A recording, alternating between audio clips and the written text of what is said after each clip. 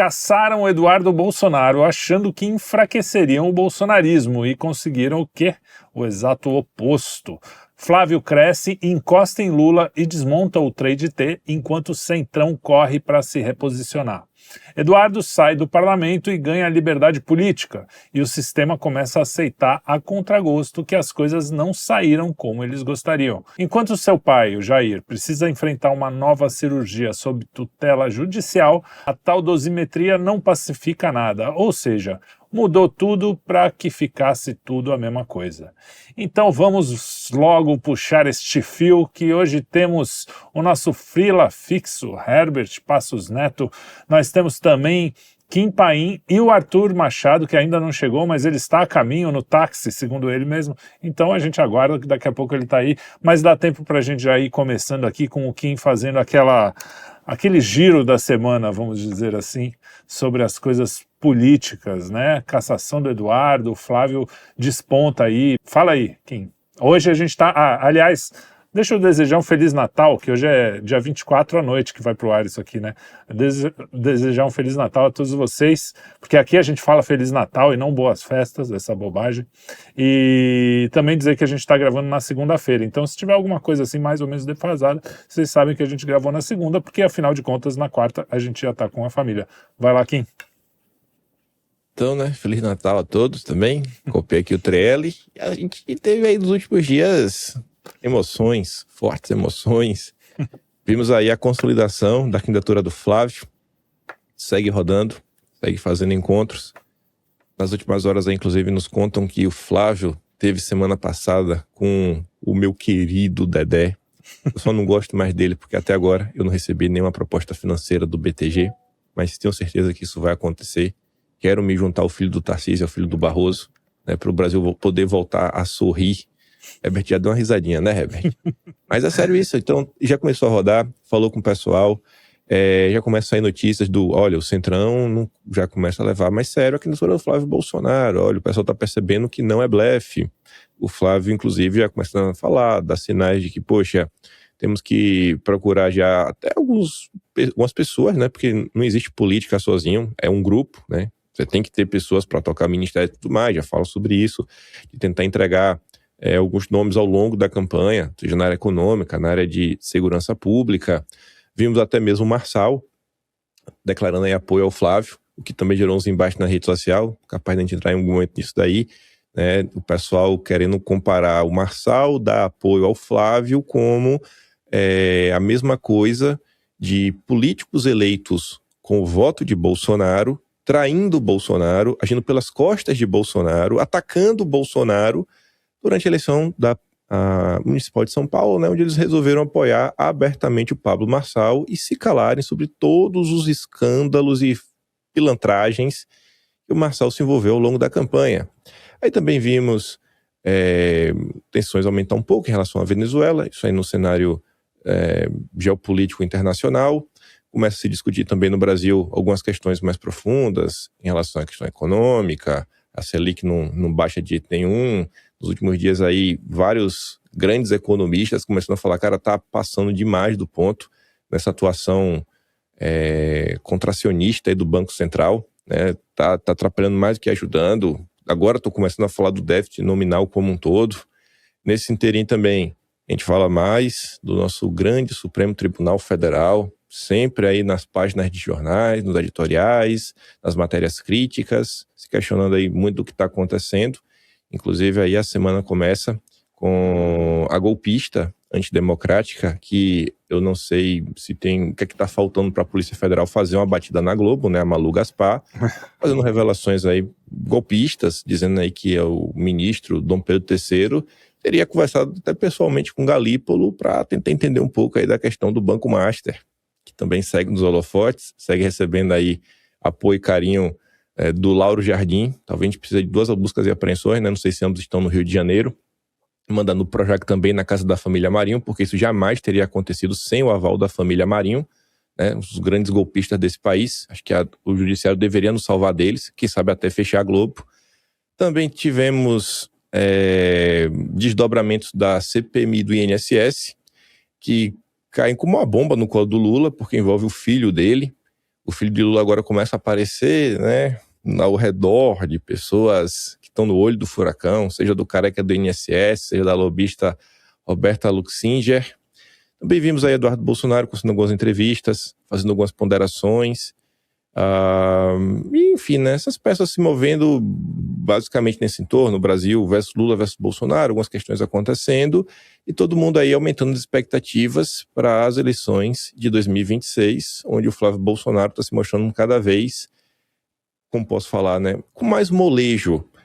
Eu acho que essa postura do Flávio que ele vem apresentando de conseguir falar com todo mundo e tá sempre colocando panos quentes, eu acho que isso está gerando assim um caldo bacana, porque fica aquela ideia que, olha, tem uma parte da direita que não quer abrir mão de sua ideologia, que está batendo forte, está batendo duro, quer realmente um governo de direita, mas olha pro Flávio, poxa, o Flávio está tendo uma postura de estadista, ele está olhando para outro setor e falando, não, gente, tá todo mundo certo, não tem ninguém errado, todos nós estamos marchando para a mesma direção.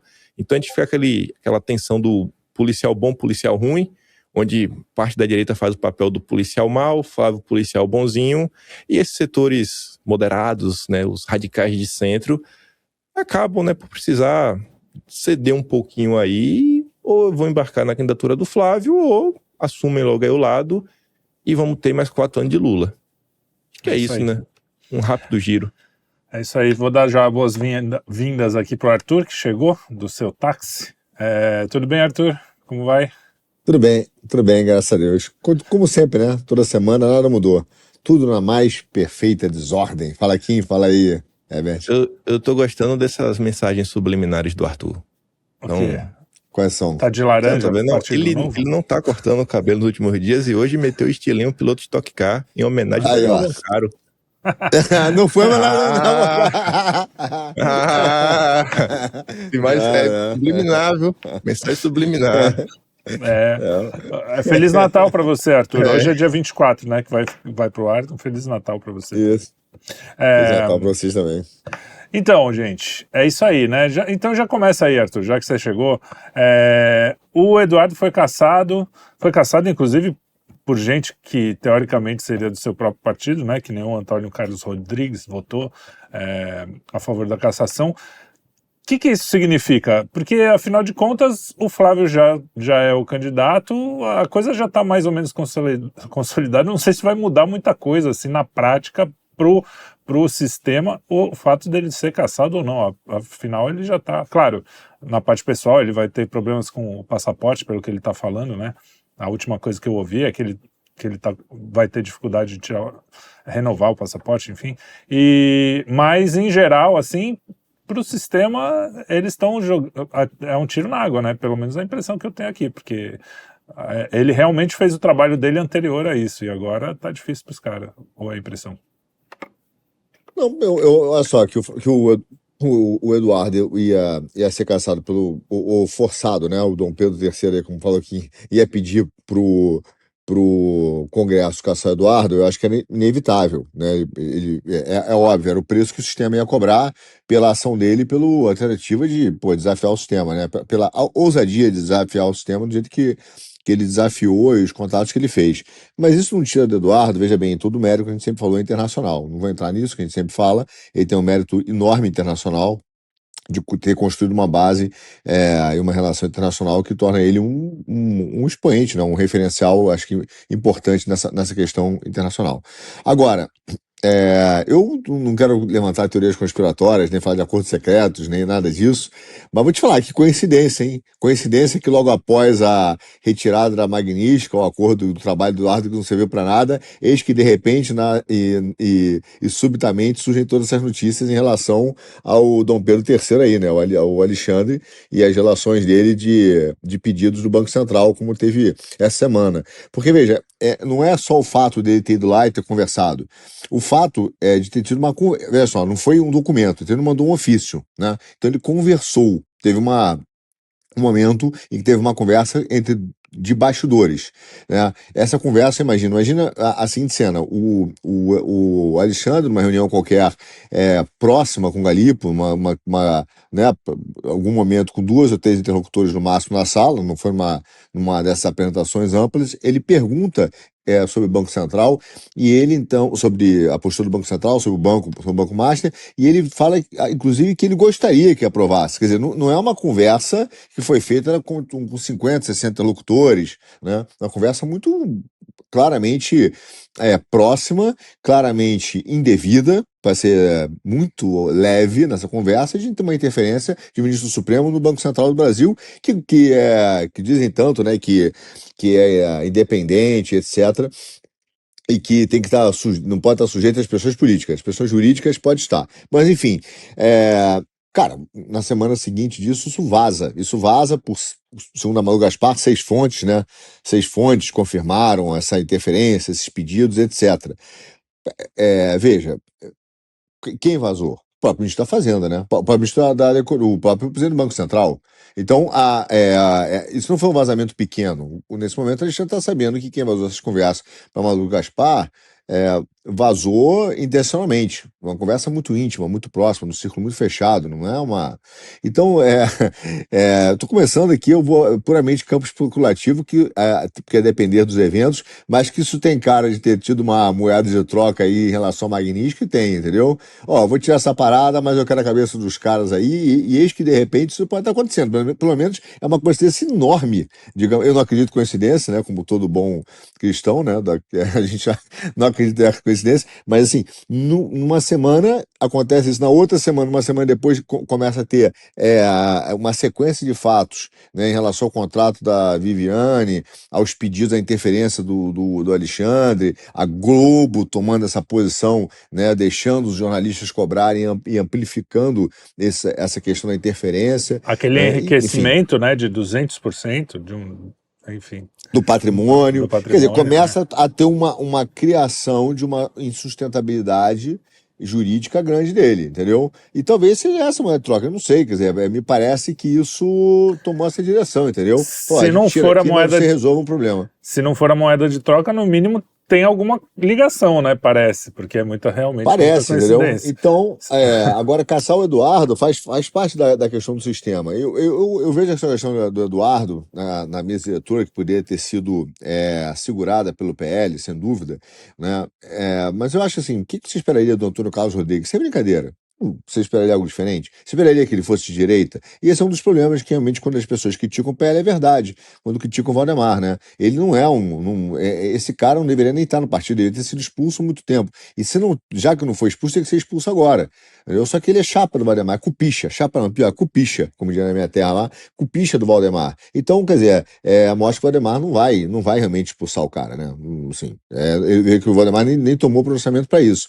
Agora, entre nós aqui também, se não caçassem, o Supremo, o Alexandre, ia botar pressão para caçar de qualquer maneira, né? Ou ele ia dar uma daquelas medidas dele malucas lá de andar caçando na marra, né? Então ele falou, como é que vocês querem fazer? Respeitando o rito aí de vocês ou eu tomo aqui a dianteira? Então, veja, isso é inevitável pelo trabalho que o Eduardo fez, né? O trabalho que o Eduardo fez levaria ele a esse sacrifício pessoal aí de perder o mandato e tal. Isso não é nenhuma novidade. Ainda mais considerando que a gente não está em um regime democrático. Mas vou te falar que essa série de coincidências estão ficando minimamente interessantes para a gente puxar esse fio aí. O Mota, inclusive, ele falou abertamente que pautou a cassação para não desagradar o Supremo, né? Do Ramagem e do Eduardo. Então... Herbert, vamos falar, você que é o o pior é que vai acabar ficando essa pecha também do cara. Você que é o nosso homem do Centrão. Centrão. Que pilha errada. Que pilha errada, não é? Coitado, né? Depois o cara... Com os amigos desse aí, né? Quem precisa de inimigo? Não, mas o que você achou, por exemplo, o Flávio agora, ele tá cada pesquisa que sai, o cara sai melhor, né? O Centrão tá desesperado, chegou a sair, eu acho que foi ontem ou hoje, saiu alguma coisa do tipo, o PT tá falando para parar de bater no Tarcísio, porque é bom, para parar de bater no Flávio, porque é bom que ele seja o candidato, que é melhor pro PT que o Flávio seja candidato, sabe, uns negócios meio bizarros assim, só que os caras estão tendo que arregar, né? O Centrão tá numa posição bem diferente do que estava há uns meses atrás, que eles estavam querendo impor uma candidatura, e agora, na verdade, até essa questão do Marçal, ele está numa posição bem diferente, né? Agora é o cara abaixo, né, pedindo a bênção para alguém que está acima, que seria o Flávio, falando, ó, eu te apoio. Não é uma posição em que o cara está por cima da carne seca. Ele viu que o Flávio está crescendo e está querendo ir atrás. Aí o Flávio vai falar o quê? Não quero. Então, eu queria que você comentasse esse ambiente aí do centrão meio que tendo que arregar. Tá bonito de ver, né? Tá? Cara, essa história do Marçal é a diferença simples entre apoiar e ser apoiado. Não, é tão básico que é ridículo. Dá pra ver que os caras estão de má fé quando eles vêm atacar a gente, né? Não, teve até outro dia, eu vi, não sei se é novo ou não, mas eu vi uma entrevista do Salles, ele comentando que o Marçal quase ganha no primeiro turno e só não ganhou porque a direita não apoiou. Ora, se todo mundo me apoiasse, até eu era eleito, pô. Então, assim, é um negócio meio cretino, né? Vim com esse tipo de argumento, né? E justamente a figura não foi apoiada porque a maioria das pessoas preferiu votar no candidato indicado pelo Bolsonaro, óbvio. Agora, em relação ao que está acontecendo agora, eu lembrei de uma análise que o Arthur iniciou algumas semanas atrás, quando ele falou que aquilo que a gente estava vendo tinha a ver com uma disputa entre o Centrão e o PT. Entre o Centrão e o governo. Lembra disso, Arthur? O Arthur fez essa síntese bem bacana, e eu entendo que a gente está vendo agora um novo capítulo disso, porque você vê o PT ainda precisando do Moraes e do STF, ao mesmo tempo que outras forças começam agora a agredir o STF, ou retaliar, ou seja lá que nome a gente queira dar, para não deixar esse STF ficar tão fortalecido. Então, aquela união dos ministros que ocorreu, e principalmente em 2021 e diante, ela já não está mais rolando. A gente teve aquela divergência do Fux, que foi mais marcante, tem agora o Fachin dizendo que, olha, é melhor ter um código de conduta, ou seja, ele está falando nas entrelinhas, quase que explicitamente, que a conduta está ruim. Por quê? Cara, porque o STF está de moral baixa perante a população. Não que alguma vez tivesse moral alta, mas ele vem sendo cobrado de fazer um papel moderador dentro desse ambiente de polarização política. Então, uma hora é a esquerda, outra hora é a direita, que festeja o papel do juiz-herói. E agora está sendo festejado aí o Xandão com o juiz-herói, porque ficou atuando para abaixar, para achatar a curva do bolsonarismo. Inclusive, a sorte do dia hoje é você não ser petista capacho, você não ser lacaio do Lula e não está precisando passar pano para os escândalos que estão vindo à tona por meio da Malu Gaspar. Então você não precisa passar pano para o enriquecimento da esposa do Moraes, que é uma coisa que tem que ser explicado. E é até mais interessante falar o número, né? 200%. Não, foi 55,7 milhões, segundo Lauro Jardim. Então, olha o tamanho do patrimônio. A pessoa sai de 24 milhões de patrimônio e vai para 79, não sei quanto de patrimônio. Milhões. Caramba, tá ganhando bem o ano, né? Ronaldinha dos negócios jurídicos. Então, isso tem que ser colocado da maneira devida. Isso em qualquer governo seria um escândalo. Só não está sendo escândalo no governo PT, porque o governo PT ainda depende do apoio do Moraes. O próprio Lula vem admitindo isso, que ele não consegue governar sem a ajuda do STF. Então, aquilo que a gente vem comentando já, o PT não tem essa bola toda. Claro que ali ninguém é bobo, eles são políticos experientes, eles têm estratégia, eles têm unidade, tem um monte de coisa, mas eles não têm mais esse power todo. Com erros e acertos, a Lava Jato ajudou a dizimar o PT.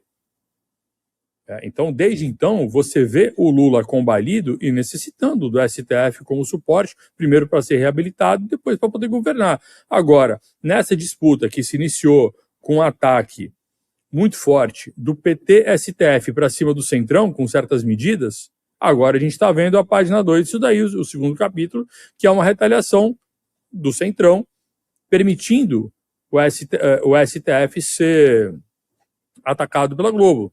Se a Globo não quisesse, não estaria publicando essas coisas todas.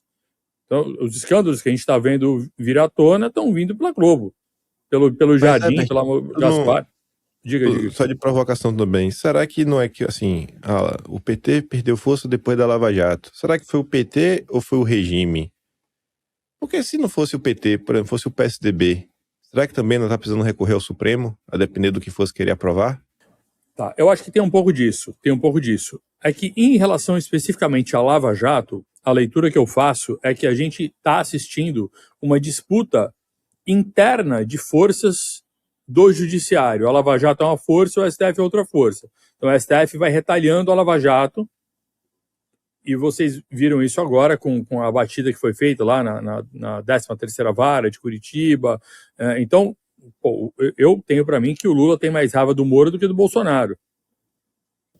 Então a gente está vendo o STF fazer uma retaliação, e dá para fazer várias outras leituras em cima do que aconteceu, até no envolvimento das empreiteiras, que elas foram tomando todas as obras de infraestrutura do país dos anos 90 em diante, elas foram crescendo. Tá, quem mais perdeu com a Lava Jato, no fim das contas? As empreiteiras. Quem mais ganhou com isso? As Forças Armadas. Então, a gente tem as Forças Armadas aí também num papel a ser mais bem examinado nessa função de poder moderador que ela vai se alternando com a STF. Mas, enfim, a parte jurídica eu vejo Lava Jato uma força dentro da juristocracia e o STF outra força dentro da juristocracia. E para mim nenhuma das duas são satisfatórias. Mas, 2 erros tomados não fazem um acerto. Você Agora, sabe que falar mal acabaram de tuitar aqui uma pessoa, que eu não vou falar o nome, que se falar mal quem é contra a Lava Jato são todos amiguinhos de ditadores, não escapa um. Então você pode ser amiguinho de ditador, pronto. Tá, meu amigo? Eu vou ter vários títulos, você né? fica esperta. Centrão, anti-Lava Tem Jato. cara do mão mole. Sem nem ver. Quando Tem cara do mão mole. Cara, é o que eu sempre falei da Lava Jato, eu não escondi ninguém, ela teve várias coisas boas, mas teve uma porrada de problema. Então, a sua tese... Não dá pra fechar os olhos para isso, porque, cara, se a gente fecha os olhos pro erro, cara, eu não posso comemorar que a prisão do Lula só porque o Lula eu não gosto dele. Ela tem que ser feita dentro de uma coisa que funcione e não possa ser anulada depois, porra. E tem que ser juridicamente válido e não politicamente válido. E a gente está num problema que a justiça age se pautando na opinião pública. E não com base num critério claro. Porque, cara, se a gente não tem um critério claro, a gente não vai construir uma sociedade decente. A justiça existe para isso. Para a gente poder conviver com as discordâncias e o país continua andando, apesar da gente ter divergências. É assim que tem que funcionar. Agora, quando tudo depende da Globo fazer propaganda, daquela pauta jurídica, para o povo poder apoiar e aquilo poder passar empurrado, aí a gente está sendo feito de trouxa. Isso aconteceu na Lava Jato e está acontecendo agora na Xandocracia. É a mesma coisa, só que agora, da mesma maneira que a Globo cansou do Moro e da Lava Jato num certo momento, a Globo também parece que cansou do Xandão agora, o que era previsto. Eles já vinham dando sinais já há algum tempo e agora parece que foi o momento certo, que junta com a suspensão da Lei Magnitsky, junta com a nova configuração de poder. Então o Xandão funcionou muito bem, achatou a curva do bolsonarismo, o Bolsonaro está na cadeia sendo morto gradativamente, com demora para poder fazer exame, demora para fazer operação. Felipe Martins está aí condenado a 21 anos, generais condenados também, um monte de gente condenada, apenas absurdas, isso sendo tratado com normalidade. Beleza, então aqueles mesmos que apoiaram isso, agora vão lá e falam, Xandão, prego se destaca, toma martelada. Se destacou demais, agora é melhor baixar a bola para o sistema continuar rodando. Então, fala. Só fechando, mas eu acho que o PT em especial, ele se enfraquece enquanto partido.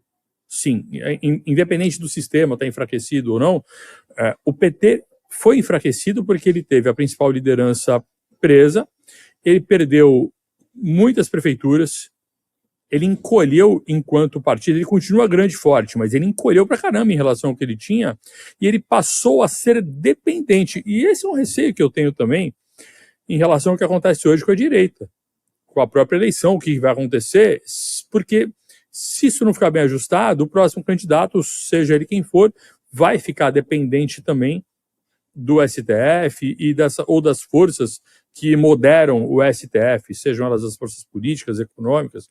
Enfim, mas o PT ele perdeu sim, cara. Se ele não perdesse, a gente estava ferrado, porque ele já tinha fortalecido a aliança dele com a China, com outras ditaduras, e estaria implantando as pautas petistas com muito mais força. Veja que agora acabou de sair a notícia de que um dos ministérios mandou a equipe para Cuba para poder estudar a viabilidade de participação popular nas pautas sociais. Bom, olha que grande exemplo o PT está buscando. Cara, felizmente o PT está enfraquecido e não está conseguindo tocar essas pautas, senão a gente estaria muito mais ferrado do que a gente está. Isso não significa que eu vá continuar apoiando a juristocracia do jeito que ela é. Então a gente está tendo que escolher entre dois males. E se a gente ficar nessa, nada anda. É preciso se focar em construir uma política sustentável. E uma justiça, um judiciário que siga a justiça, né? E não siga algum lado ou outro. A gente vê o exemplo. O exemplo da Lava Jato é só ver o Moro, a figura do Moro, o que ele era e o que ele virou depois, como a gente viu quem ele era de verdade, né? Então, percebe só um padrão, só fechando aqui esse comentário, percebam um padrão, vejam todos os personagens que se destacaram nos últimos anos. Vejam todos, cara, todos que apareceram demais se ferraram depois. Cara, todos, sem exceção. Você vai ver o Temer. O Temer assumiu a presidência, estava por cima da carne seca quando caiu a Dilma e ele assumiu. O que acontece com o Temer quando sai? Foi conduzido coercitivamente, foi preso, passou por essa humilhação. Braga Neto, ele era o interventor lá do Rio de Janeiro. Com certeza era o cara que teve acesso a maior quantidade de informações de grampo e de tudo que se pegou daquela relação que existe entre Brasília e Rio de Janeiro, né? Preso. Bolsonaro virou presidente nisso tudo, acabou preso. Sérgio Moro não chegou a ser preso, mas, cara, o cara por pouco não se elege. Por pouco não se elege. E você vai vendo que agora é a vez do Xandão. Então, se seguir o padrão, todo mundo que serve ao sistema em algum momento acaba acaba sendo ferrado. Assim, a pessoa tem o momento dela de brilhar ali e depois ela paga o preço, ela tem um rebote dessa situação, que coincidência ou não, aconteceu com todos ou com a maioria que ocupou uma cadeira poderosa. Eu só tenho dúvida se é Lava Jato contra o STF, eu acho que hoje pode até ser, mas a gente tem, na época da Lava Jato, no auge, o STF estava bem pró-Lava Jato, né? Eu acho que tem dentro do STF mesmo, tem facções. Eu olharia assim. Essas situações por outro prisma, que para mim é o seguinte, as ações que aconteceram contra uns, assim, a do Temer para mim foi um desvio de percurso. Foi assim, é tipo o caso do Banco Master hoje. Peraí, velho. Passou do ponto. Temos que realmente reorganizar aqui o meio de campo, fazer um acordão com todo mundo para a coisa poder voltar a andar. Que tema é muito sistema. Já quando você pega Bolsonaro, Braga Neto e a turma da direita, isso daí é só o padrão sistema, regime brasileiro desde as capitanias hereditárias. Todo mundo que realmente ameaça tem que matar. Tipo Tiradentes, né? Estão falando do Bolsonaro. Não vai, ainda não estão esquartejando ele em praça pública, mas é tortura mesmo, real. Né? Não vai fazer cirurgia, vai sofrer, vai te colocar aqui na salinha, 2 horas de sol por dia, só pode ver a família 2 vezes por semana, 30 minutos por dia. É tratamento realmente assim, para tentar matar. Vamos ver se a gente consegue matar ele o quanto antes. Já os outros, eu acho que foi apenas uma espécie de reacomodação. E quando tu coloca assim, poxa, talvez a gente precisa caminhar para um caminho de uma política mais sustentável, para mim isso é impossível. É impossível, porque não é uma possibilidade do centro com o PSDB e o PT. Eu acho que hoje, do jeito que as coisas estão, a direita brasileira anti-regime, vamos colocar assim, anti-sistema, ela está distante de todo mundo de uma maneira equidistante. A mesma distância da direita para o PT é da direita para o centrão. A diferença é que, não sei, o Centrão parece mais fácil de lidar porque o Centrão não prega uma perseguição aberta. Na hora de perseguir, eles obviamente sempre vão estar do lado da perseguição. Então, por exemplo, você não vai ver o Marcos Pereira indo para o embate como é o Lindenberg Farias, como é a Glaze, chamando todo mundo de golpista, mas toda a oportunidade que ele for convocado a se expressar, seja a pele das fake news, qualquer coisa, o Marcos Pereira vai agir como um verdadeiro, né, membro do vai regime, falar que tentaram fazer golpe do PT, que nada vai divergir do PT. O Baleia Rossi, a mesma coisa. O Kassab, a mesma coisa. Só que como eles conseguem conter isso no dia a dia, no debate público, normalmente estão focados muito mais em emendas e outras coisas, meio que passa batido. Então, assim, o próximo presidente é uma certeza, o próximo presidente seguirá dependente.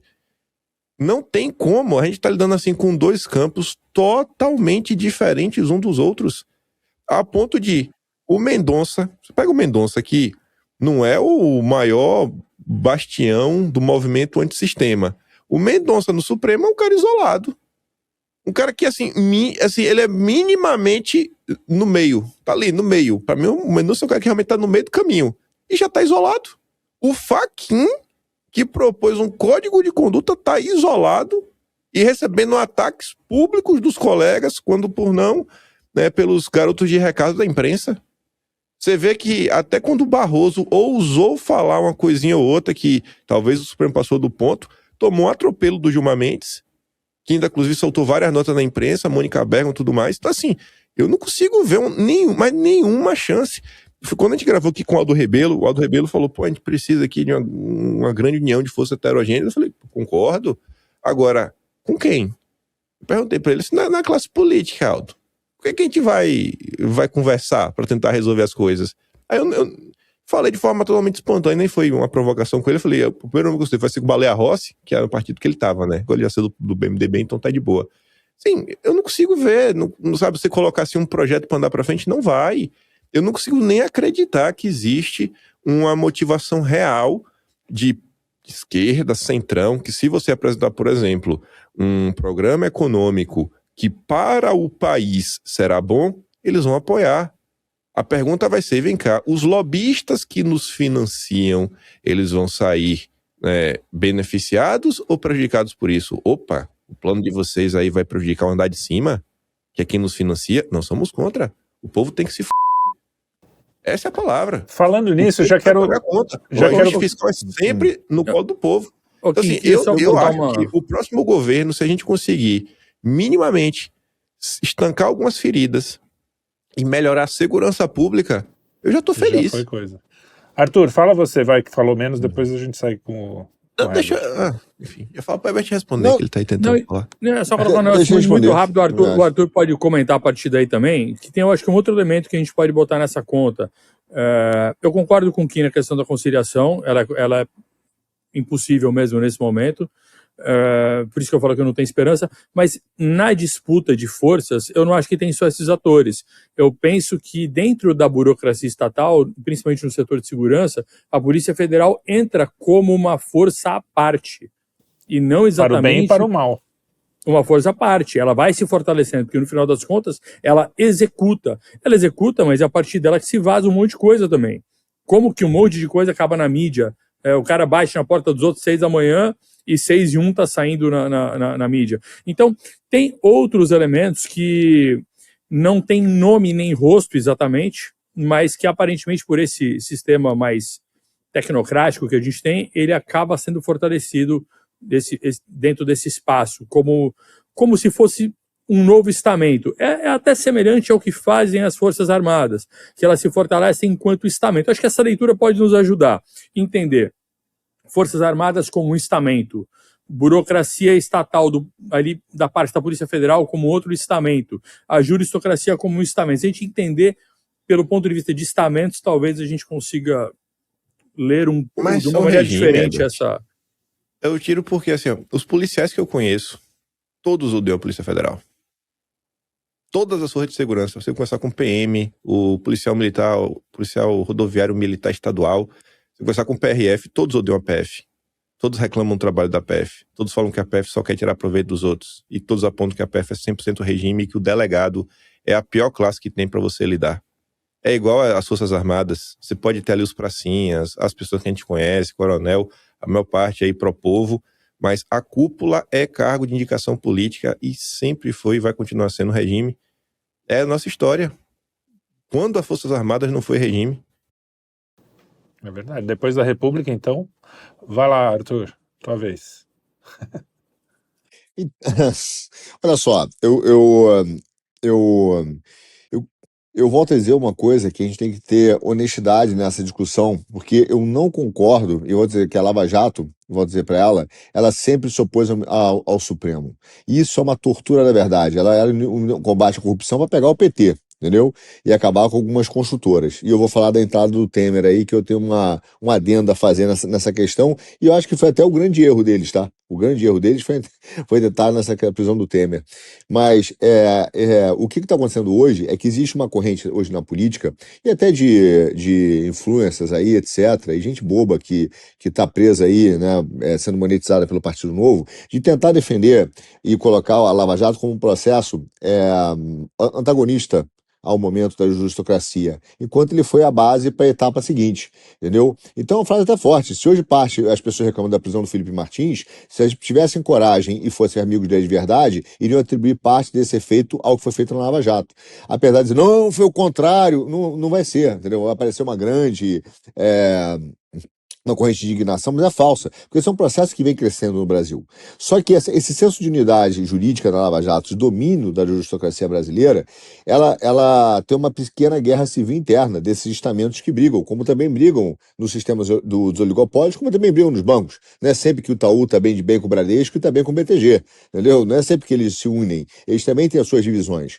Só que o que acontece é que, e esse é um ponto interessante, e para mim tem uma operação específica que ocorreu no Rio de Janeiro, que ela traz um pequeno incêndio que depois é onde é essa virada em que a Suprema Corte parou e o próprio sistema começou a inverter o apoio à Operação Lava Jato, porque eles tiveram pleno, eu volto a dizer, pleno apoio, entendeu, no início, inclusive com votos de todos os ministros, tá? Todos os ministros votaram a favor de absolutamente tudo, mantendo, inclusive, a competência da terceira vara quando interessou, entendeu? Só que era um processo que as pessoas já falavam que era um processo de destruição dos direitos individuais. Dizer que a Lava Jato defendeu a liberdade, quem fala isso, no mínimo, é um canalha, é mentiroso. Ele não consegue sustentar isso em um minuto de discussão. Porque você teve espionagem de imposto de renda das pessoas, você teve gravações ilegais, entendeu? Você teve gente que suicidou por acusações falsas, professores, você teve Pastor, só um indústria parênteses bem rápido, só pra você não perder o fio. Falando dos grampos, teve aquele caso do Phantom, que tava lá não sei que lá, Grilo, que é o final do sobrenome do cara, da Polícia Federal. A coisa é tão ridícula que o cara que participa dessa confusão, lá da dança do Phantom, é o cara que pediu a pizza no dia que o Moro foi prestar depoimento na Polícia Federal contra Bolsonaro. Volta aí. Então, essa é uma continuidade, isso foi feito um modelo, né, de pessoas, inclusive, depoimentos forjados, pessoas com, o cara fala assim, não, nós defendemos a democracia, né, a liberdade das pessoas. Por que você pega uma pessoa que tem claramente, acho que era Parkinson, né, ou Alzheimer, nem me lembro, o cara com Alzheimer, e é uma delação que eles consideraram válida, uma pessoa com Alzheimer, entendeu? Declaradamente doente. Entendeu? Sabidamente doente. Quer dizer, veja o que esses caras fizeram, né? Nas conversas que vazaram, nós recebemos a missão de fazer buscas e apreensão. Veja, não existe, nós recebemos a missão de construir uma busca e apreensão.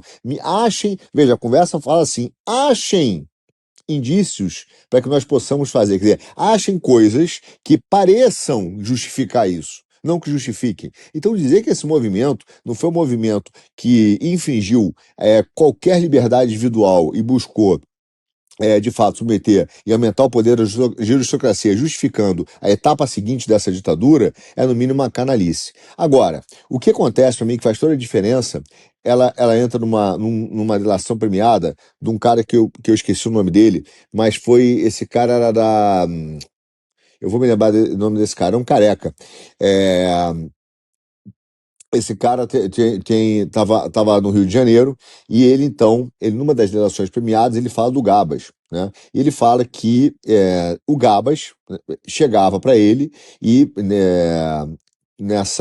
é um órgão que recebia dinheiro do governo, do Estado, eu vou me lembrar depois, mas que não é ligado diretamente, necessariamente público, mas recebia dinheiro público. E esse cara fala que o Gabas, então, vendia dificuldade, criava dificuldade para vender facilidade. E ele fala, então, que o seguinte, que para resolver os problemas que estavam sendo criados pelo Gabas, teria que conversar com um advogado. E na delação premiada desse cara, o advogado que ele faz menção, que deveria ser procurado, é o Zanin. Entendeu? Então, ele fala do Zanin. E aquele momento ali, a Lava Jato começou a entender que havia uma parte dos procuradores, uma indústria de coação e extorsão feita pela, como a gente sempre falou, e eu sempre falei, porque isso aconteceu comigo, os caras faziam isso mesmo, cara.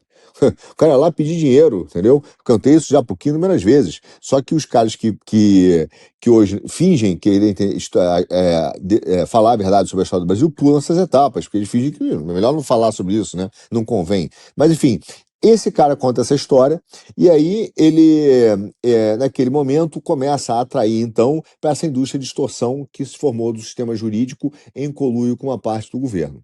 Bom, esse movimento começa a entrar e ao mesmo tempo a turma do Rio de Janeiro começa a ser muito questionada pelos seus métodos e já estava começando a ter o zum que o Bretas tinha uns esquemas lá com os advogados também, entendeu? Então o que você ouve não é que houve assim a justiça do bem contra a justiça do mal, né? A Liga da Justiça contra os vilões do universo. O que houve foi uma briga, uma guerra civil entre tribos, estamentos aí, como diz corretamente o Herbert, jurídicos, pelo domínio da aristocracia que estava se impondo no Brasil, que já vinha sendo exportada da China em vários lugares no mundo, com essa questão do aumento da aristocracia e da redução das liberdades. Só que aí tem um fator para mim que foi chave.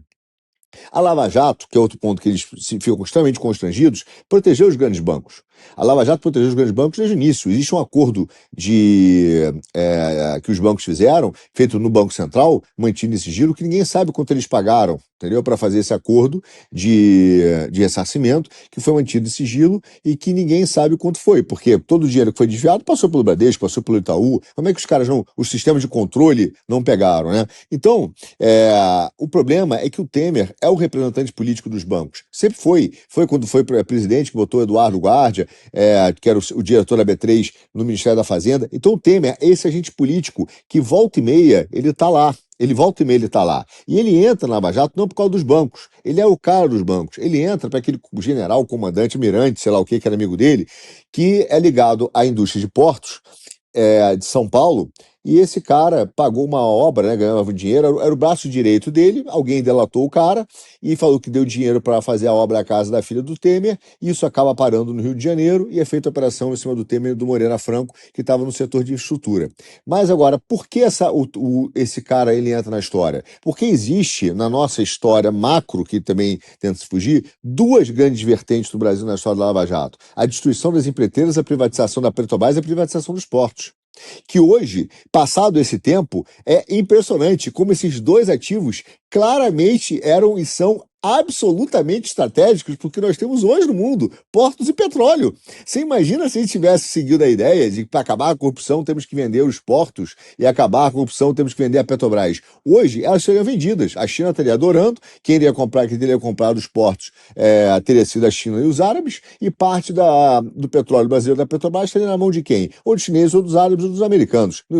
A não ser que venha marciano, ninguém mais tem dinheiro para comprar esse negócio do Brasil, entendeu? Junto com algum ou outro banco. Então, quando você vai ver onde a coisa caminha na direção macro, tirando o zoom, né, que estuda da corrupção, fulano, malas, dinheiro, etc., o macro atingia duas grandes vertentes: as infraestruturas de portos e a infraestrutura de petróleo. Entendeu? E o Temer, quando ele entra por causa da questão dos portos, ele é salvo e resgatado rapidamente pelos bancos. Você vê que ele nem vai para a prisão como Lula foi, ou como a galera vai, ele vai para o quartel. Em 2-3 dias o Supremo revoga a prisão dele, todo mundo considerou um absurdo. Moreira Franco ficou um pouco mais, mas também no quartel, não foi dado o tratamento padrão do Rio de Janeiro lá para os caras, né, de mandar para Bangu. Então eles fazem essa operação e seguram.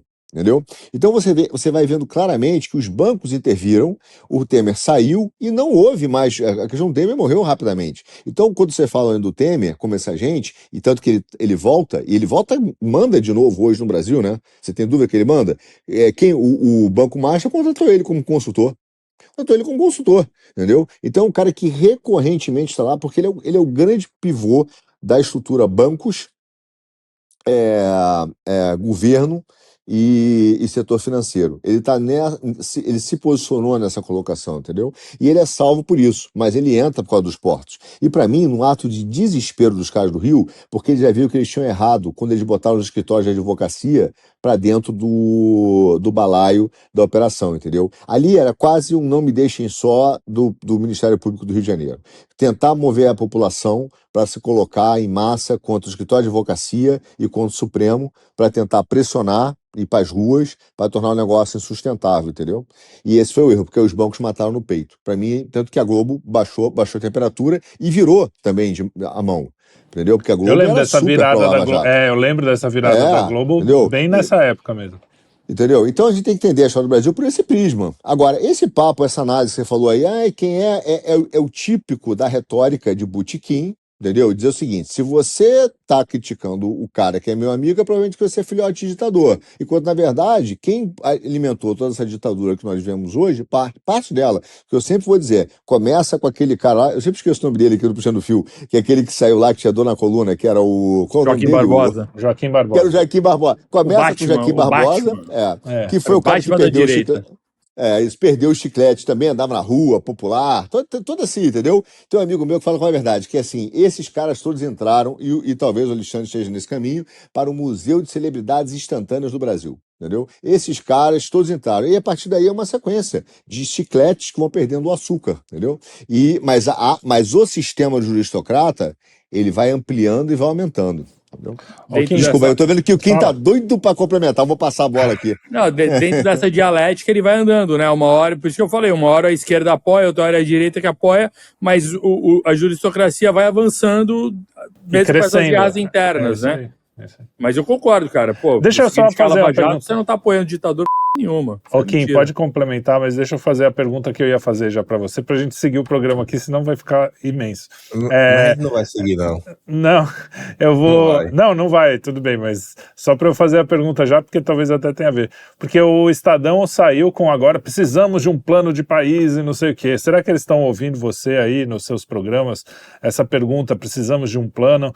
E a pergunta mais importante, você acha que eles estão vendo que a gente está precisando e começando a pensar em um plano e falando assim, opa, melhor a gente fazer o plano aqui dentro do sistema para a gente mostrar um plano que agrade um pouco o pessoal meio da direita e a gente toma desses caras, os bolsonaristas, o plano, né, para continuar no poder. Talvez seja isso, né? Talvez estejam vendo que essas discussões estão crescendo na direita. E por crescer na direita, eles têm que fazer alguma coisa para ter um contraponto, né? Porque plano, eles não possuem nenhum. Mas vamos lá. Voltando. Vamos bater de mão fechada no Chiquini, né? Porque foi ele que falou. Eu vi lá você mandando o tweet desse desgraçado. Chiquini! Quero aqui na tela. Até já mandei lá no grupo, né? Como vocês editarem, ficar bonitinho com as notícias aqui. Eu tenho um PDF chamado moro.pptx. Na verdade, não é um PDF não, é uma impressão de PowerPoint. Aí eu tava falando desse caso do Fento, eu fui lá olhar. Em primeiro lugar, o delegado que eu tava citando, que pediu 2 pizzas grandes, acho que para celebrar, né, o depoimento do Moro, foi o Maurício Moscardi Grillo. Foi uma pizza grande de calabresa com mussarela e a outra de parmegiana e queijo e presunto. Aí eu continuo olhando aqui as coisas do Phantom, né, desse caso. Mas vamos voltar aqui um tiquinho. Nesse caso, esse é um PowerPoint que tem assim, algumas histórias do Moro. Eu trago registros taquigráficos da CPI da Petrobras. Outubro de 2015, que começa de um jeito que o mão mole. Nossa, o pinto dele também é mole. Ele tá com o corpo todo mole agora, até os ossos tá mole. Porque aqui começa falando o seguinte, né? O jurista Ives Gandra da Silva Martins. Eita, aí já tremeu, né? Porque aí vai atacar a direita? Eles que mamam o Ives Gandra? Será que o Ives Gandra agora é o que é? É duguinista também? No artigo O Direito de Defesa e a Crise Brasileira, também publicado no Estadão. Ao mesmo tempo em que destaca as iniciativas da Lava Jato, faz críticas ao desrespeito ao direito de defesa, quais sejam. Aí tá lá um monte de conversa, eu separei 2 parágrafos. Nada obstante, o indiscutível mérito que a Polícia Federal, o Ministério Público e o Poder Judiciário estão demonstrando, há reparos a fazer. Uma democracia se caracteriza pelo direito de defesa que não há nas ditaduras. Basta olhar para os sistemas judiciários de Cuba e da Venezuela. Ora, nas prisões preventivas determinadas na famosa Operação Lava Jato, tal direito tem sido tisnado, pois a medida que deveria ser excepcional passou a ser uma rotina preocupante, em que a mera imprecisa acusação ou um texto fora do contexto podem levar o suspeito a meses de detenção, da qual só sairá se fizer uma delação premiada, como alertou Antônio Cláudio Maris de Oliveira em artigo neste jornal. Aí, Arthur, sabe que o editor, né? Há empresários que, sem figurarem em qualquer delação premiada e sem prova de sua participação em qualquer ato ilícito concreto, tiveram a sua liberdade segregada. Não sei se o Ives Gandra está falando de você, Arthur. passando, pois, a exceção a ser regra perigosa, a dar insegurança jurídica a todo e qualquer cidadão. Não é possível utilizar medida excepcionalíssima fora dos requisitos que a autorizam para forçar a delação premiada, mesmo que o acusado não deseje fazê-la ou não tenha o que delatar. Tal procedimento, além de macular o direito de defesa e subverter o princípio da presunção da inocência, passa a ser uma espécie de tortura sofisticada do século XXI. E aí, lá nos finalmente, estava assim, não posso deixar, entretanto, de manifestar minha imensa preocupação com medidas que fragilizam o direito à defesa, fundamental democracia mediante a banalização das prisões preventivas por prazos indefinidos. Felipe Martins ficou 6 meses, né, Chiquinho? O seu cliente. Você é um pilantra, Chiquinho. Você não sabe o que você fala. Você é um fanfarrão. Que, como octogenário professor de direito constitucional, sinto-me na obrigação de trazer reflexão dos operadores do direito, das autoridades judiciais do país e toda a sociedade. Aí, calma lá. O caso do Fanta e do Maurício Moscardi Grilo era um grampo na sala da Lava Jato. Aí só quero ler aqui também 3 parágrafozinhos. Foram 2 matérias diferentes. Uma era: Moro anula punição a delegado da Lava Jato que conduziu investigação para abafar o caso do grampo. Olha só, né? Aí a corregedoria viu, foi pra cima do cara, mas o Moro resolveu, né, botar panos quentes, né? Aqui, o Ministério da Justiça, comandado pelo ex-juiz Sérgio Moro, anulou a punição administrativa imposta ao delegado Maurício Grilo Moscardi, da Lava Jato de Curitiba, que foi condenado pela Corregedoria-Geral da PF a 8 dias de suspensão por ter direcionado a condução de um inquérito interno com o objetivo de abafar o caso sobre o uso de grampos ilegais na cela do Leiro Alberto Youssef. Na CPI da Petrobras 2015 tem essa denúncia também. Se vocês foram lá no arquivo PPTX, eu até mandei para vocês podem, se tiverem interesse. E aí você vê que em determinado momento, né, o cara lá que foi requisitado, foi o Fanta colocar o grampo, ele citou algumas pessoas. Enfim, aqui, ó. O delegado da PF disse que Lava Jato tentou destruir provas a pedido de colega promovido por Moro. De acordo com mensagens, um outro delegado, Maurício Moscardi Grilo, teria pedido a Phantom para que um depoimento da doleira Nelma Kodama não seja anexado ao inquérito que investigava policiais desafetos da operação. Nas conversas, Moscardi disse para Phantom não juntar o depoimento que tomou da doleira, porque teria desagradado ao delegado Igor Romário de Paula e prejudicaria o avanço da investigação. Teve alguma coisa assim, não sei, que o Cid falou, matérias da imprensa, que o pessoal tentou juntar os autos e falou, não, isso aqui não importa, e passaram a ser isso mesmo? Isso aconteceu agora em tempos recentes contra o bolsonarismo? O engraçado é que esse delegado que está pontuando aí, né, teria desagradado Igor Romário de Paula, ele teria, assim, uma participação, segundo as denúncias dos delegados, ao grampo de Youssef. Quem é o Igor Romário de Paula? É um delegado que trabalha com o Moro e Deltan Dallagnol desde a época da Banda Estado. Sabe quem foi que levou o Igor Romário de Paula para Brasília? O Moro. Sabe o inquérito das fake news? Sabe quem é o primeiro delegado do caso? O Igor Romário de Paula. Sabe quem que estava no depoimento de Sérgio Moro para a Polícia Federal? Igor Romário de Paula. Então, assim, toda essa estrutura do inquérito das fake news, os delegados são os do Moro e do Deltan. E a direita pouco sabe disso. Deixa eu ver se nesse PowerPoint aqui tem uma troca de mensagens do Russo, que é um pedido de busca. Será que tem aqui? Tem! Que é o seguinte, né? Não identificado. Igor, o Russo sugeriu a operação do professor para a semana do dia 20. Opa, beleza, vou começar a me organizar. Isso é o quê? É um juiz pedindo por operação, que normalmente quem pede é o Ministério Público, né? A gente vê críticas como essa, como se um juiz estivesse guiando a investigação e não, sei lá, PGR. E outro diálogo tá ali, né? De 4 de março de 2016, o Márcio Anselmo vai pedir para prender as caixas de sindicatos, vai ver um Pozobon. Moro pediu parcimônia nessa apreensão. Acho que vale a pena ver exatamente o que vamos aprender. Aí o Anselmo diz, o pessoal lá pediu para retificar o mandato, não sei o que vai fazer. Vivo ainda, continua um impasse. Aí vem o Igor Romário de Paula. Vai ser difícil chegar isso no local. Aí depois eles continuam conversando. Aí depois o Pozobon. Igor, pode ligar para o Moro para explicar? É normal isso? O delegado ligar para o juiz para explicar, o juiz pedindo assim coisa, assim, como é que isso aqui aconteceu? Não, o Russo que pediu. É assim que funciona? Então, assim, a gente está preso realmente assim no loop que não nasceu agora, que está muito bem registrado. Mas a direita brasileira, guiada por gente estúpida na maior parte do tempo, que tem aversão à verdade, aversão ao conhecimento, porque está presa a essa necessidade, sabe, que é o epicentro de estar provando que o Lula está errado o tempo todo e que quem está contra o Lula é aliado, a gente não pode falar nada contra a pessoa, é que continua nisso. O estado atual de coisas não nasceu agora. Espera aí que tenha aparecido essa mensagem enquanto eu falei isso aí, porque eu gosto de falar e poder mostrar, né? Aqui, né, eu vou até minha câmera, mas eu já mandei o arquivo, viu? Mas é Botei muito... na edição bonitinha.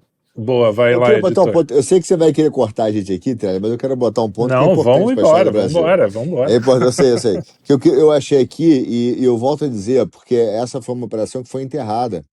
E ninguém fala. Procurem a delação, eu achei aqui, do Orlando Diniz, que é a etapa do Sistema S, que é do FEComércio Rio de Janeiro.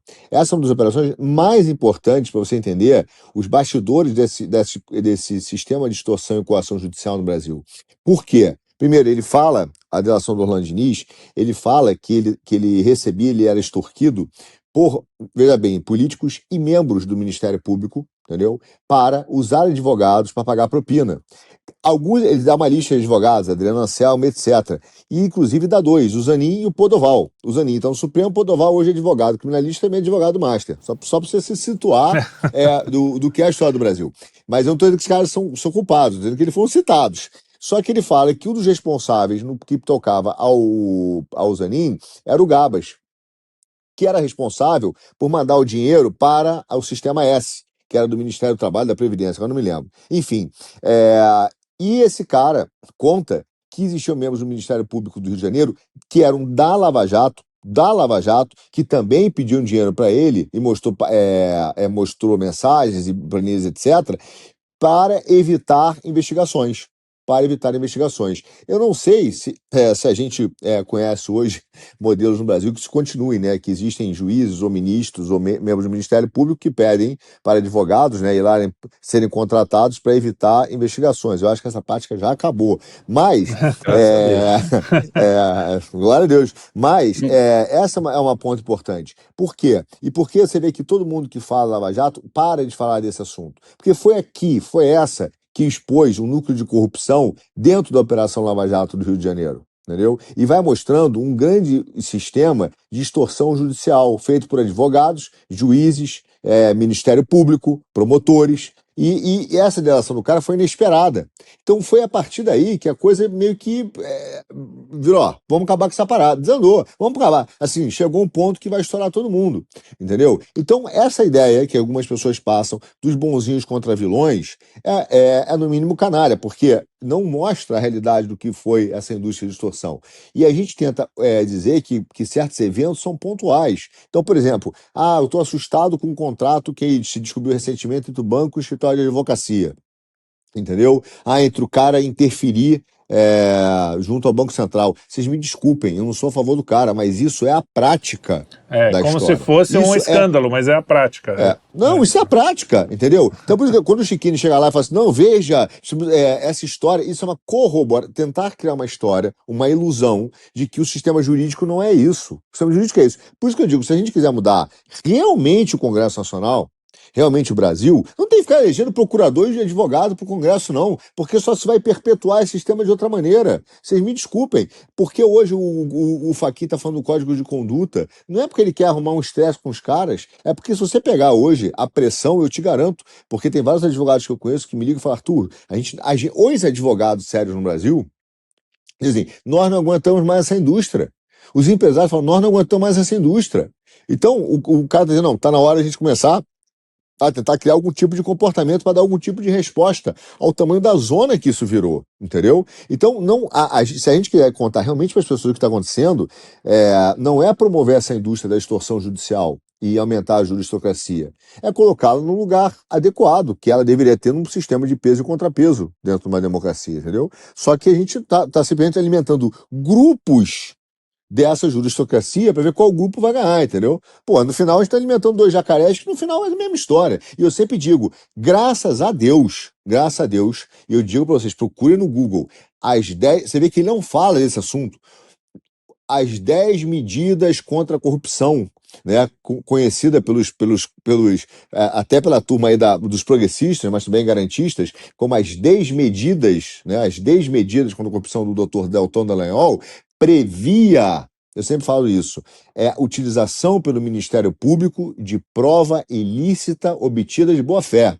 Isso seria utilizado hoje na direita de forma arrasadora. Ou seja, você teria que provar que o Ministério Público, ao obter aquela prova contra o cidadão, ele agiu de má fé. Imagina você, entendeu, Felipe Martins, tendo que provar que o Procurador-Geral da República, ao obter um documento, agiu de má fé. É impossível. Olha o tamanho do Estado, olha o que o Ministério Público tem de orçamento, de tempo, de máquina, e olha o que o cidadão tem.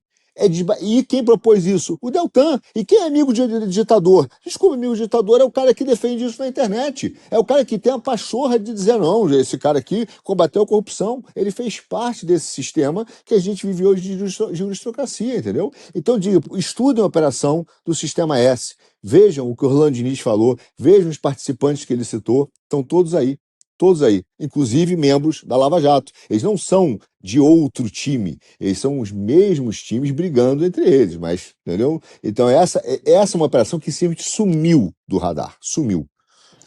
E é isso, né? A gente está falando aqui, por exemplo, a gente sempre fala da juristocracia como um todo, e fala dessa... é uma situação comum, não quer dizer que é legal que seja assim, mas uma vez que é assim, é que nem o Olavo fala, faz 1 milhão de regras e deixa que alguma hora o cara vai pisar na chapinha, e quando a gente tiver algum inimigo, a gente pega essa regra e só usa com ele. Ou então faz uma coisa que assim, não é impossível você trabalhar no ambiente sem você, enfim, sem ter essas praxes, e aí você sempre vai poder pegar os caras e pegar aquele de bode expiatório porque ele tá te atrapalhando, não porque ele fez uma coisa errada, porque um monte de gente faz. E é horrível viver num país assim, né? Pessoas que querem, como você falou, alguns advogados que querem viver direito, que querem fazer a coisa certa, é muito difícil. Primeiro porque você perde um monte de cliente, um monte de trabalho, porque você não faz o que você acha errado, porque algumas pessoas, por incrível que pareça, no Brasil têm consciência, e você tá brigando, os seus concorrentes são os caras que usam de todo o aparato, e às vezes um ou outro vai lá e vai cair nas graças ou nas desgraças do sistema e vai acontecer que nem o Banco Master. Mas não quer dizer que todos os outros que estão apontando o dedo pro Banco Master não fazem as mesmas coisas. É um inferno isso aí. Mas é um reflexo da sociedade de massa, né? Você vai criando sociedade de massa, você vai perdendo a capacidade de coesão e todo mundo passa a apontar para o judiciário e ele vai ganhando proeminência de maneira premeditada ou não, e aproveita essa onda. Quem está lá dentro, concursado ou com cargo vitalício, vai falar, vou perder essa onda. De jeito nenhum. Estão recorrendo a mim para eu poder mediar as questões da sociedade, manda bala. Vamos ficar cada vez mais poderosos. Então isso, enquanto o estamento cresce, e as brigas internas vão dando tom. Vamos agora para mais um assunto aqui, que a gente tem mais 2 e a gente já está com 1 hora de programa. Kim, vamos falar da cirurgia do Bolsonaro, né? A gente viu que o judiciário é muito rígido, né? Com o Bolsonaro, que afinal de contas ele fez uma coisa muito grave, né? Que foi essa coisa de ser o Bolsonaro. E isso é muito grave, a gente sabe. Ser bolsonarista já é grave, imagina ser o Bolsonaro. Então, ele não tem o tratamento que grandes traficantes têm e tal. Só que, o que eu vejo? A gente é público, a gente tem um canal aqui, faz esses comentários, mas a gente não tem a caneta, a gente não tá no Congresso, a gente não tá nessa... Você acha que os congressistas estão fazendo o suficiente para pelo menos denunciar isso, ou tá meio parecido com a história da Magnitsky? Sabe como é que é, né? Chato isso, e segue o jogo. Porque, cara, a gente vendo daqui dá uma aflição, né? O cara lá com solo. É só comparar o que aconteceu na época do Lula. Esses congressistas aí, pra mim, assim, não precisava estar acampado na barraquinha em frente da Polícia Federal, mas tinha que estar rodando o Brasil, falando sobre isso. Denunciando. E eu ter chamado manifestações com uma forma um pouco mais recorrente, sabe? Tá sempre levando esse assunto pra frente. Essa parada da cirurgia, todos deveriam aí ter comunicado, deveriam ter feito denúncia, inclusive a, cortes internacionais. Sim. Tá entendendo? Acionar, inclusive, a Organização Mundial da Saúde. Falar, vem cá, agora o médico não tem mais autonomia para decidir, não, é? Como é que funciona isso? sabe? Entre em contato com tudo, porque agora, assim, o médico diz, ele tem que fazer cirurgia. Não, tem que mandar uma perícia, velho, que esse médico aí eu não confio. Aí marca, espera, faz a perícia, depois espera para mandar o documento, espera para tomar a decisão, e no final do dia, ele realmente precisa fazer cirurgia. Ou seja, você perde aí semanas, a pessoa sofrendo, sentindo dores, sendo torturada, e fica por isso mesmo. Então, assim, a classe parlamentar brasileira, para mim, é pífia. Eu já pude falar com o próprio Eduardo, eu falei, Eduardo, imagina aí, bicho, se em 2026, no ano que vem, a gente eleger 10. A gente vai ter o dobro na bancada. Aí, como assim? Eu falei, me cita aí 5 nomes de que tá realmente assim alinhado, que vai pro embate aí mesmo. Aí ele falou, Aí ele conseguiu citar realmente 5. Eu falei, tá vendo aí? Tem 5. Dos 95 parlamentares que o PL tem, acho que tá 95 hoje, 93, algo assim. Enfim, é o que a gente tem hoje. Essa classe política que tá aí, enquanto a direita ficar presa aí no antipetismo rasteiro, barato, e qualquer um que fala mal do Lula e fala do Moraes, enfim, merece o voto, sabe?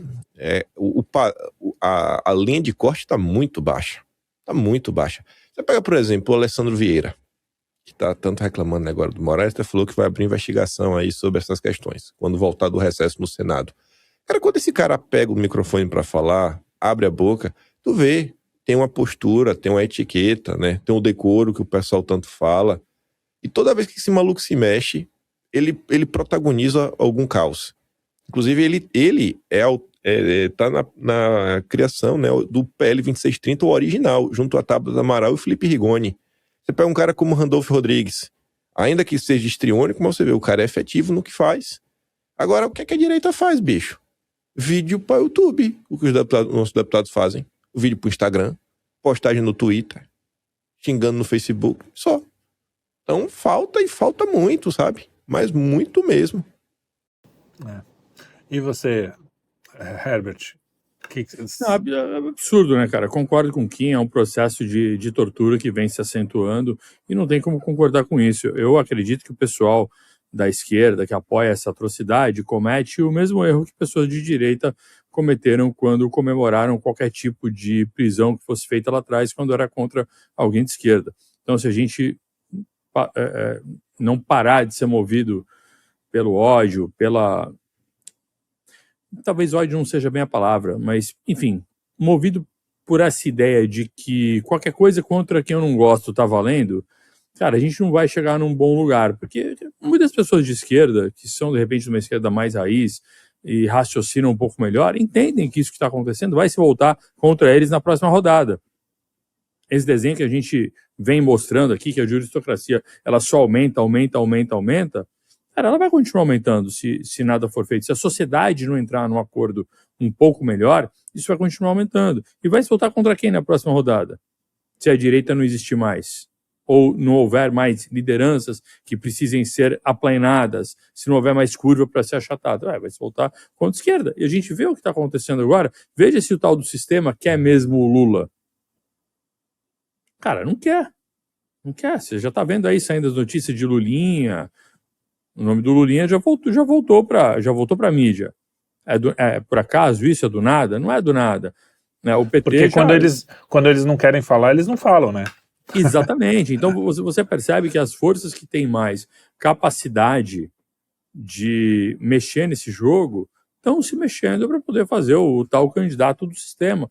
Ou de, na pior das hipóteses, enquadrar aquele que esteja para ganhar. Na eleição passada, a solução deles foi botar o Lula, e o Lula está aí, todo cachorrinho do sistema, embora ele continue tentando se livrar disso e fazer as ações para sua militância.